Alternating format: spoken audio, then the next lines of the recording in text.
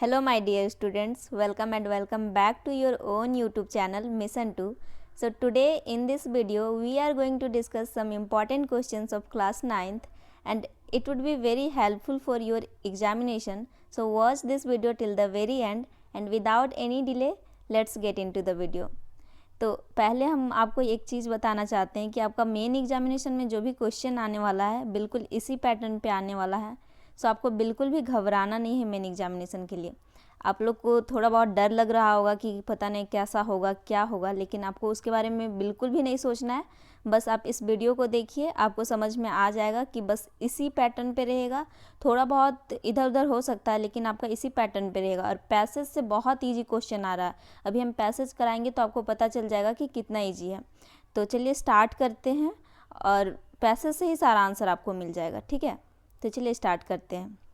First passage है हमारा,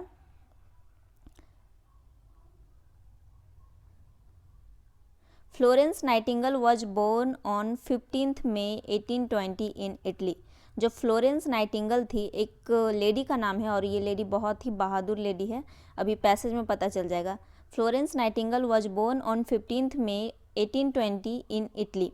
जो फ्लोरेंस नाइटिंगेल थी वो 15 मई को उनका जन्म हुआ था 1820 में। कहाँ पे? इटली में। हर parents called her Florence after the name of the city where she was born. उनके जो पेरेंट्स थे उनको फ्लोरेंस कहते थे after the name of the city where she was born. वो जहाँ जन्म ली थी उस सिटी का नाम भी फ्लोरेंस था। इटली में एक शहर था फ्लोरेंस, तो उस सिटी के बाद जो है उनके पेरेंट्स उसका नाम भी फ्लोरेंस रख दिए थे, ठीक है। Her only ambition was to become a nurse and serve the sick and poor people. उनका जो मेन एम्बिशन था, मेन उद्देश्य या लक्ष्य कह सकते हैं, वो क्या था? बिकम अ नर्स, एक नर्स बनना था। And serve the sick and poor people. और वो नर्स क्यों बनना चाहती थी? तो क्योंकि उनको सर्व करना था। किनको सर्व करना था? किनकी सेवा करना था? सीक और पुअर पीपल, मतलब बीमार और गरीब लोगों की वो सेवा करना चाहती थी। Whenever she saw any sick and miserable person, she became panic. जब कभी भी वो किसी भी बीमार और दयनीय व्यक्ति को देखती थी वो बहुत चिंतित हो जाती थी। She spent many years in visiting one hospital after the other. वो बहुत सारा मतलब कई सालों तक वो एक हॉस्पिटल से दूसरे हॉस्पिटल विजिट करके ही बिताई थी। She took the training and became a nurse. वो नर्स बनने का ट्रेनिंग ली थी और बन गई नर्स फिर। Day and night she visited every bed in the hospital to see that no patient was neglected and left uncured. बोल रहे हैं कि डे और नाइट, रात और दिन वो विजिट करती थी हर एक बेड में। जितना भी हॉस्पिटल रहता है, एक हॉस्पिटल में जितना भी बेड है वो सारा बेड में विजिट करती थी और देखती थी कि कोई भी ऐसा पेशेंट ना रह जाए जो नेग्लेक्टेड हो, मतलब जिसको कोई ध्यान ना दे, ऐसा पेशेंट ना रह जाए। और कोई भी बिना क्योर का ना रह जाए, मतलब सबको क्योर मिले, मतलब सबको मतलब ये इलाज करने का मिले मौका। She herself gave them medicine. वो खुद ही लोगों को दवा देती थी। She took care of their food. और उनके खाने का भी वो ध्यान रखती थी। She was also known as the lady with the lamp. और उनको और एक नाम से जाना जाता था और ये नाम बहुत इंपॉर्टेंट है, lady with the lamp. She was very kind hearted and merciful. उनका हृदय जो मतलब वो जो थी बहुत काइंड हार्टेड थी, बहुत दयालु मतलब दयालु किस्म की इंसान थी और बहुत दयावान थी।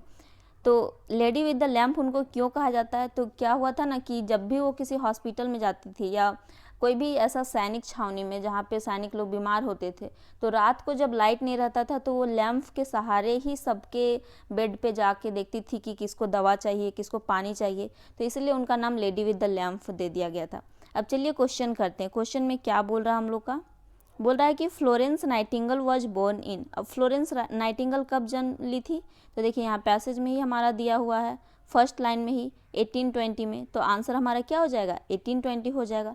इसीलिए आपको पैसेज बहुत आसानी से और अच्छे तरीके से पढ़ना है ताकि आपको सारा आंसर मिल जाए और एक भी आंसर गलत ना हो। Her only ambition was to become a. उनका एम्बिशन क्या था? नर्स बनना था। तो देखिए नर्स ऑप्शन में होगा तो नर्स हो जाएगा हमारा, तो ऑप्शन बी हमारा हो जाएगा correct answer. Whenever she saw a sick person she became. जब भी वो किसी बीमार व्यक्ति को देखती थी वो क्या हो जाती थी? चिंतित हो जाती थी। तो वहाँ पे क्या था? सी बिकेम पैनिक।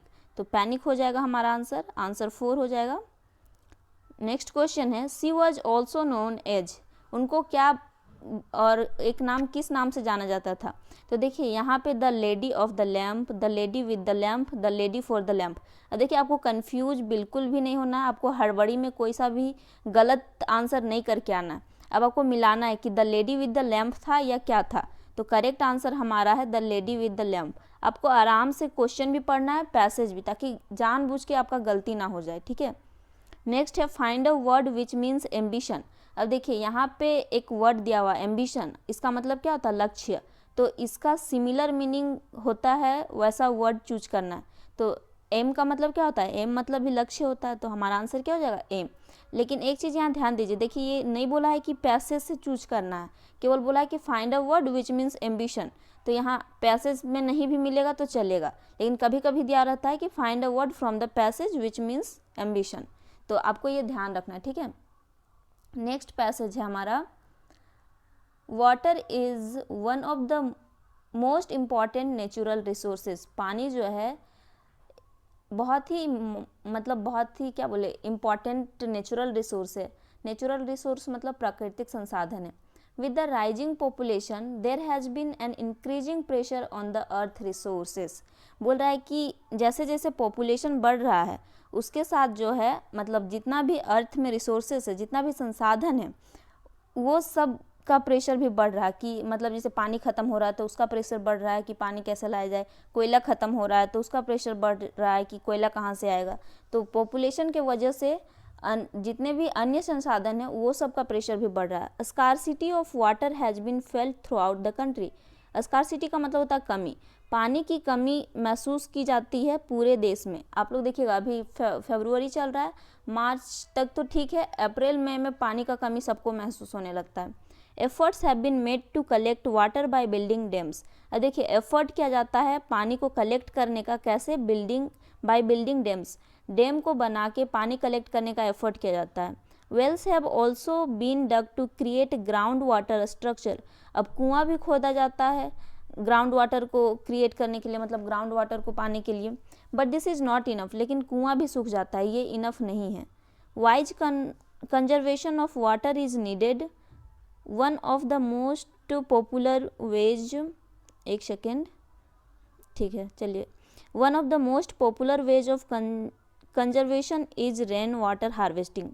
बोल रहा है कि wise conservation of water is needed, मतलब बुद्धिमत्ता से हम लोग को पानी का संरक्षण करना पड़ेगा, पानी संरक्षण का ज़रूरत है, मतलब वाइज तरीके से बुद्धिमत्ता दिखा के। One of the most popular ways of conservation is rain water harvesting. एक पॉपुलर तरीका दिया हुआ, एक बहुत ही फेमस तरीका है जिसके थ्रू हम लोग पानी को कंजर्व कर सकते हैं, और वो क्या है, रेन वाटर हार्वेस्टिंग। अब देखिए रेन वाटर हार्वेस्टिंग क्या होता है, देखिए नेक्स्ट में दिया हुआ है, it means collecting rain water on the roofs of building and storing it underground for later use. बोल रहा है कि देखिए पानी जब आता है ना तो छत पे हम लोग या तो पानी जमा करने वाला बना सकते हैं ईंट डाल के ढलाई करके, या तो उसको अंडरग्राउंड में सेव कर सकते हैं, जैसे कि पाइप लगा के नीचे हम लोग गड्ढा खोदते हैं और वहाँ पे पानी को सेव रखते हैं ताकि बाद में उसको यूज किया जा सके। इस तरीके से क्या होता है कि ग्राउंड लेवल में जो वाटर होता है वो भी इंक्रीज होता है, मतलब जो जल स्तर होता है वो बढ़ता है, और फिर बाद में हम लोग उसको यूज भी कर सकते हैं। This method can raise the level of ground water. देखिए बोल रहा है कि इस मेथड से क्या होता है, ग्राउंड वाटर जो होता है वो रेज होता है, मतलब जो जल स्तर जो होता है वो ऊपर उठता है। And also increase water supply, और इससे क्या होता है वाटर सप्लाई भी इंक्रीज हो जाता है, मतलब वाटर सप्लाई हम लोग अच्छे से कर सकते हैं। Another method is waste water harvesting, और दूसरा तरीका क्या है, वेस्ट वाटर हार्वेस्टिंग, मतलब जो वेस्ट वाटर है उसको बचाना है। वेस्ट वाटर को हम लोग कैसे बचाते हैं, जैसे सपोज आप किचन में हैं, वहाँ पे आप सब्जी बना रहे हैं, सब्जी धोएं, तो उसको भी फेंकना नहीं है, उसको भी एक जगह जमा करके रखना है ताकि उसका मतलब उसको भी साफ़ करके, उसको भी क्लीन करके यूज किया जा सकता है। भले ही पीने में यूज नहीं कर सकते लेकिन किसी और काम में यूज कर सकते हैं।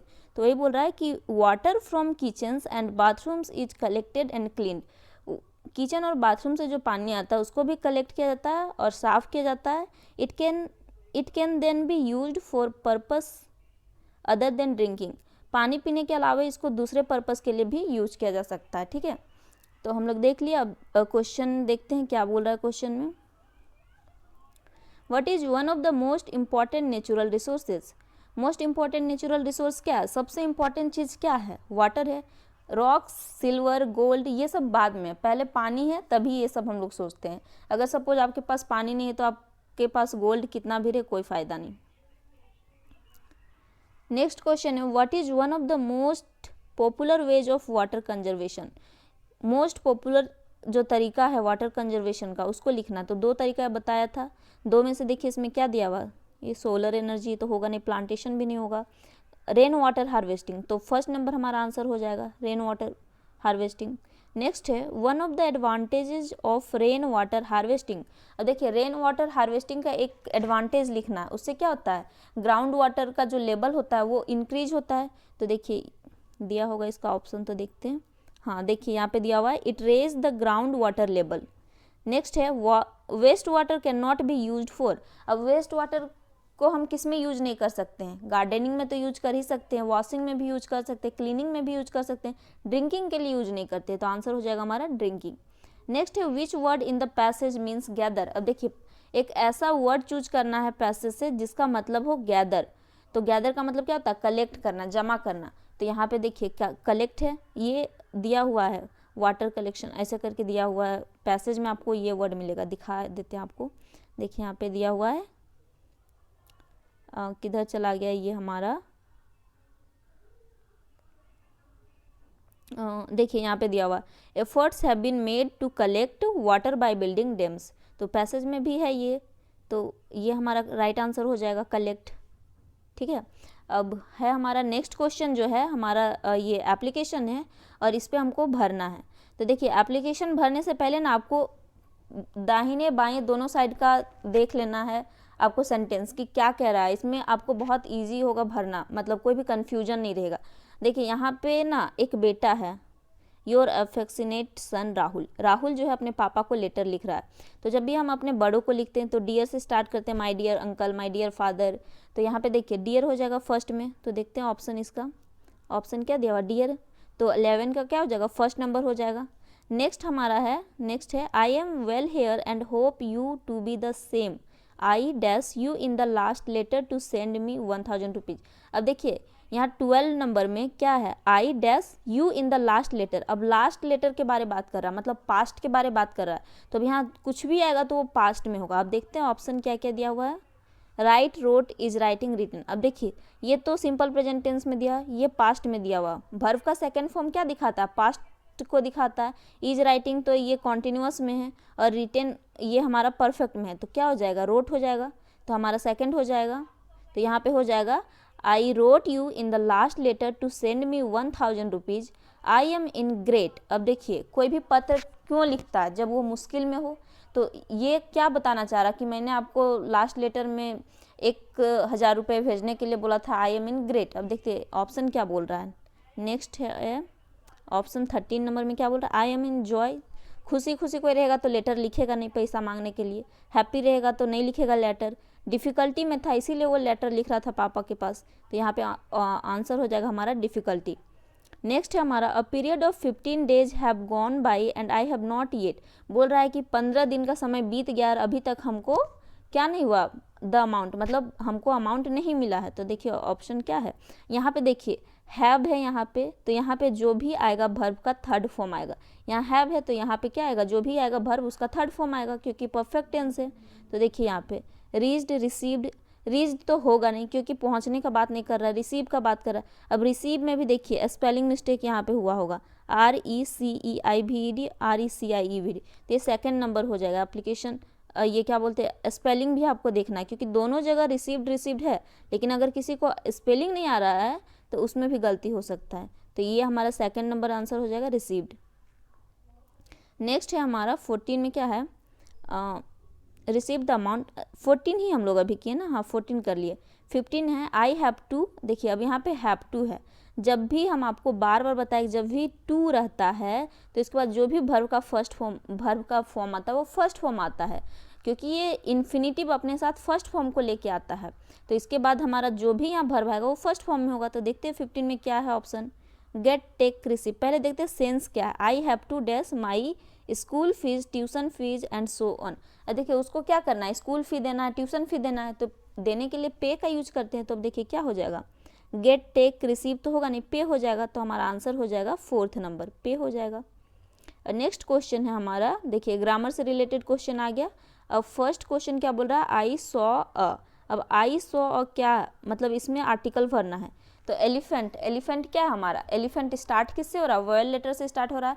साथ में इसका प्रोनाउंसिएशन भी चेक करना है, तो इसका प्रोनाउंसिएशन भी हमारा वॉवेल ही आ रहा है। एलिफेंट हम लोग बोलते हैं तो ए आता है, तो हमारा आर्टिकल कौन सा लग जाएगा, एन हो जाएगा। आई सॉ एन एलिफेंट, तो आंसर हो जाएगा हमारा 3।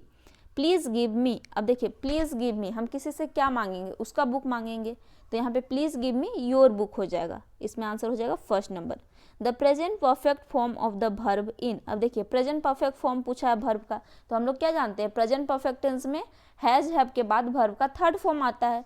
तो यहाँ पे देखिए आई के साथ क्या लग जाएगा, हैव लग जाएगा। ही सी इट रहता तो हैज़ लग जाता है, या कोई राम या श्याम ऐसा कोई नाम रहता सिंगल नाम, तो उसके साथ भी हैज़ लग जाता है। तो यहाँ पे हैव कंप्लीटेड हो जाएगा, तो करेक्ट आंसर हो जाएगा 2nd नंबर।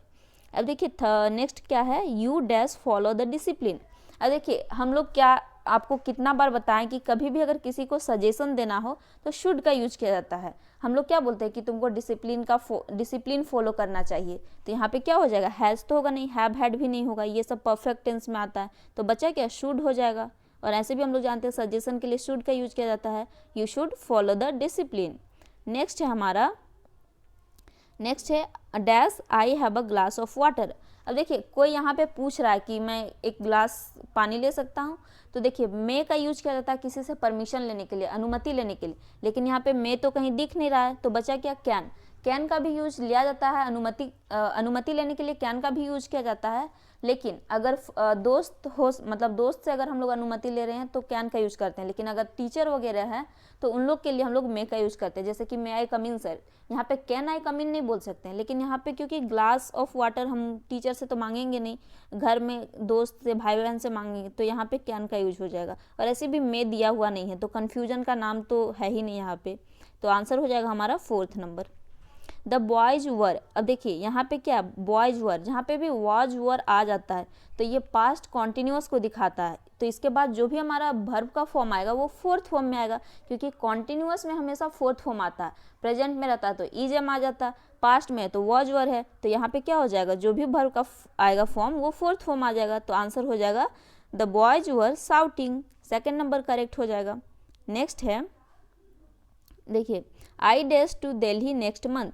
अब देखिए जब भी हम लोग नेक्स्ट मंथ का बात करते हैं तो ये हम लोग आने वाले नेक्स्ट मंथ में जाएंगे, तो ये हम लोग को फ्यूचर के बारे में दिखा रहा है। तो कभी कभी क्या होता है कि विल का यूज हम लोग नहीं भी करते हैं, प्रेजेंट टेंस का यूज करते हैं, मतलब सिंपल प्रेजेंट टेंस का यूज करते हैं फ्यूचर सेंस को दिखाने के लिए। तो यहाँ पे जो भी वर्ब आएगा वो सिंपल प्रेजेंट टेंस में आएगा, और सिंपल प्रेजेंट टेंस में क्या होता है, वर्ब का रियल फॉर्म आता है, फर्स्ट फॉर्म आता है। तो यहाँ पे हो जाएगा present tense, simple present tense नहीं आता, सॉरी कॉन्टिन्यूअस टेंस आता है। जब भी हम लोग को फ्यूचर का दिखाना हो, मतलब फ्यूचर में अगर हम कहीं जा रहे हैं उस सेंस को अगर दिखाना हो तो कॉन्टिन्यूअस टेंस का यूज करते हैं। प्रेजेंट टेंस का भी यूज किया जाता है फ्यूचर सेंस को दिखाने के लिए, लेकिन वो दूसरा सेंस होता है, यहाँ पे वो सेंस नहीं होगा। तो यहाँ पे क्या हो जाएगा हमारा, I am going to Delhi next month, तो आंसर हो जाएगा हमारा 4th। नेक्स्ट है see dash newspaper every morning. देखिए एवरी मॉर्निंग अगर आप कुछ रोज करते हैं, मतलब अगर आपको डेली हैबिट दिखाना, डेली रूटीन दिखाना, तो उसके लिए हम लोग सिंपल प्रेजेंट का यूज करते हैं। तो सिंपल प्रेजेंट टेंस में यहाँ पे आ जाएगा वर्ब। अब देखिए सी है तो सी के साथ क्या आ जाएगा, रीड्स आ जाएगा। रीड तो आएगा नहीं, रीड किसके लिए आता है, आई वी यू ये सब में आता है रीड, लेकिन यहाँ पे ही सी इट रहता है तो उसके साथ वर्ब का सिंगुलर फॉर्म आ जाता है, तो यहाँ पे हो जाएगा रीड्स। नेक्स्ट है द पैसिव वॉइस ऑफ। अब देखिए ही प्लेज क्रिकेट दिया हुआ है, इसका पैसिव वॉइस बनाना है। तो हम आपको कितना बार बताएं कि जब भी पैसिव वॉइस बनाना हो ऑब्जेक्ट हमारा सब्जेक्ट बन जाता है, और पहले यहाँ पे सेंटेंस पहचानना है, ये किस टेंस में, सिंपल प्रेजेंट टेंस में। अब सिंपल प्रेजेंट टेंस में पैसिव वॉइस का रूल होता है कि सब्जेक्ट के बाद इज एम आर आएगा, फिर वर्ब का 3rd फॉर्म आएगा, फिर ऑब्जेक्ट। अब यहाँ पे जो ऑब्जेक्ट है वो हमारा सब्जेक्ट बन जाएगा, तो क्रिकेट बन जाएगा सब्जेक्ट, क्रिकेट, फिर आ जाएगा हमारा इज, फिर प्ले का वर्ब, प्ले का 3rd form, cricket is played by him. तो देखिए कहाँ पे, cricket is played by him, 2nd number, तो 2nd नंबर हमारा करेक्ट आंसर हो जाएगा। नेक्स्ट है you you dash to speak the truth. अब देखिए you dash to speak the truth, अब हम लोग को सच बोलना चाहिए। ये क्या है, मोरल ऑब्लिगेशन है, मतलब नैतिक कर्तव्य है कि हम लोग को सच ही बोलना चाहिए, झूठ नहीं बोलना चाहिए।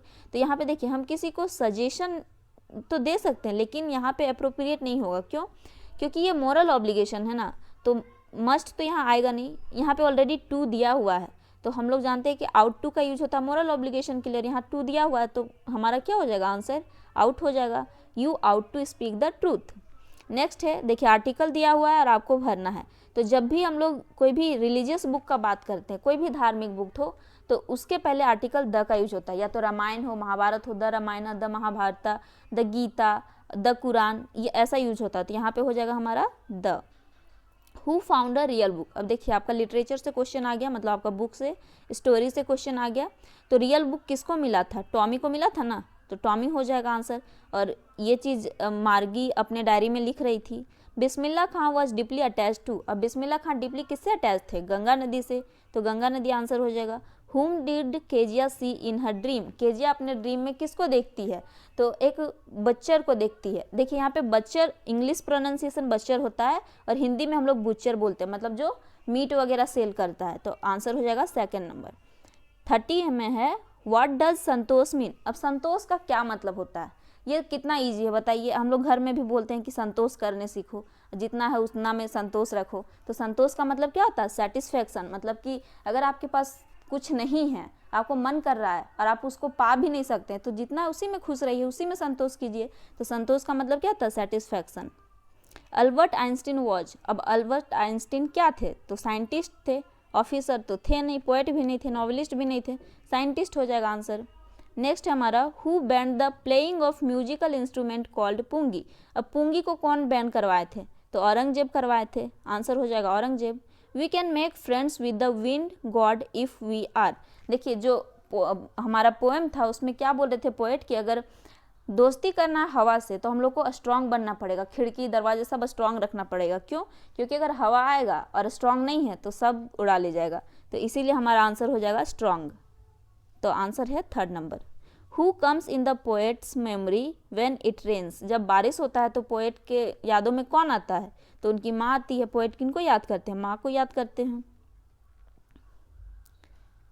नेक्स्ट है the road not taken was written by. ये क्वेश्चन कितना बार आ चुका है कि रोड नॉट टेकन कौन लिखा है, तो आपको तो याद हो गया होगा, रॉबर्ट फ्रॉस्ट लिखे हैं। तो आंसर हो जाएगा हमारा थर्ड। नेक्स्ट है how was the little boy feeling while going to the fair. Little boy जो है जब मेला जा रहा था तो वो कैसा फील कर रहा था, तो बहुत ज़्यादा एक्साइटेड था, बहुत ज़्यादा खुश था। तो देखिए यहाँ पे एक्साइटेड और खुशी तो दिया हुआ नहीं है, लेकिन उसका सिमिलर मीनिंग जो है full of life and laughter. Laughter का मतलब भी हैप्पीनेस होता है। तो आंसर हमारा हो जाएगा fourth. The happy prince had two bright dash for his eyes. तो देखिए जो हैप्पी प्रिंस का स्टेचू था, जो मूर्ति था, तो उसका आँख में क्या लगा हुआ था, दो चमकीला क्या लगा हुआ था, सफायर्स लगा हुआ था। ये एक तरह का मोती होता होगा, मोती का नाम होगा। तो आंसर हमारा हो जाएगा सेकेंड नंबर। और उसका जो तलवार था उसमें रूबी लगा हुआ था, रेड रूबीज। मतलब रूबी भी एक पत्थर का नाम होता है, मोती जैसा पत्थर होता है।